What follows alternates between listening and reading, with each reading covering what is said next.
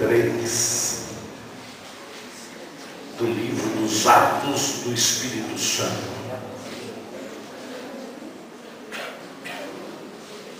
O texto começa dizendo o seguinte: Pedro e João subiam ao templo para a oração da hora nona.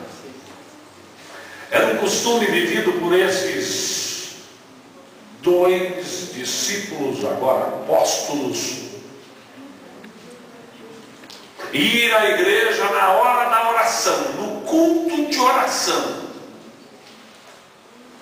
Pedro e João gostavam de ir à igreja exatamente na hora da oração, no culto de oração. Se nós fôssemos escrever a experiência de Pedro e João hoje, nós iríamos escrever o seguinte: Pedro e João subiram à igreja central de Vitória da Conquista, quarta-feira, às 9 horas da noite. Eles gostavam de ir à igreja no culto de oração. Eu não sei quantos dos irmãos já viram a ênfase que o Espírito de profecia dá ao culto de oração. Ir ao culto de oração é muito bom. E naquele dia seria um dia mais especial ainda para Pedro e João. Era levado um homem coxo de nascença, o qual punham diariamente à porta do templo e à porta chamada Formosa para pedir esmolas aos que entravam. Vendo a Pedro e João que iam entrar no templo, implorava que ele desse uma esmola. Este homem, que o seu nome não é identificado, era um homem de uma estratégia fenomenal. Ele, conhecendo as suas necessidades, ele organizava com amigos, para que esses amigos o levassem até a porta do templo, exatamente no dia da oração. Mas tinha que ser a porta principal do templo, que era uma porta grande, bonita, folhada de ouro de cima a baixo. Por isso que ela era chamada da porta do templo Formosa. Era a mais suntuosa de todas as portas que Salomão havia edificado no grande templo que ele tinha construído. E agora estava um homem paralítico pedindo esmolas, exatamente na hora do culto da oração, e exatamente na porta do templo, e na porta do templo que era folheada a ouro de cima a baixo. E aí se criava um paradoxo fenomenal. Os adoradores do culto de oração eram os adoradores que tinham o coração mais devoto ao Senhor. Esses gostavam de ir no culto de oração.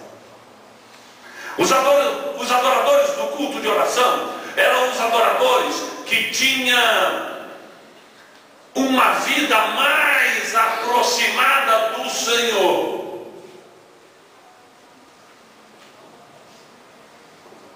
E o homem sabia disso. Então ele resolveu montar o plantão de pedinte bem na porta do templo, e a porta do templo que era forrada de ouro.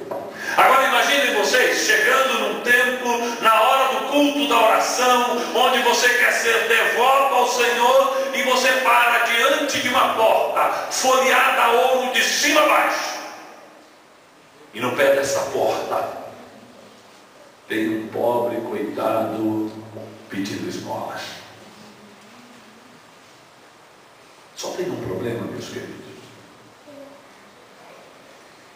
Este pedinte de esmola pensava no seu coração que o único problema que ele tinha era não ter condição de trabalhar. E talvez muitos de nós pensamos assim.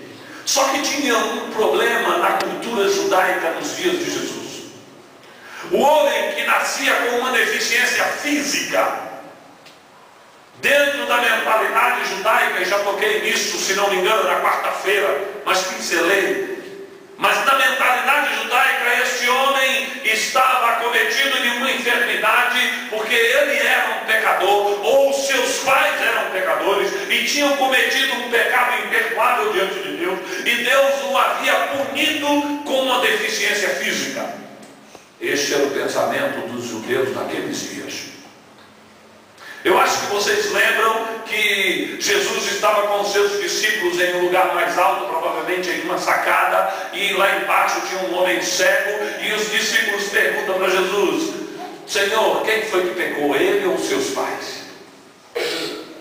E Jesus começa a fazer a grande revelação da sua vida. Ele disse: nem ele e nem os pais pecaram. Ele é cego para que se manifeste nele a glória de Deus. Mas um homem cego, ou um homem paralítico, ou um homem leproso dentro da cultura judaica, ele não tinha direito de coisa nenhuma. Ele não tinha direito de estudar, ele não tinha direito de trabalhar, porque ninguém poderia abrigar no seu trabalho um homem com deficiência física. Ele não tinha direito de encontrar uma namorada, ele não tinha direito de casar-se com ela, porque nenhum homem, e nenhum homem honrado entre os judeus, daria sua filha para casar com um homem deficiente físico. O deficiente físico não tinha direito nem de entrar no templo. Ele só poderia chegar até as portas do templo, porque um pecador não podia botar os seus pés dentro do templo do Senhor. Era assim que viviam os judeus naqueles dias. E as necessidades daquele homem iam muito além de apenas não ter o que comer, de apenas não ter o que vestir. As necessidades dele ia exatamente à marginalidade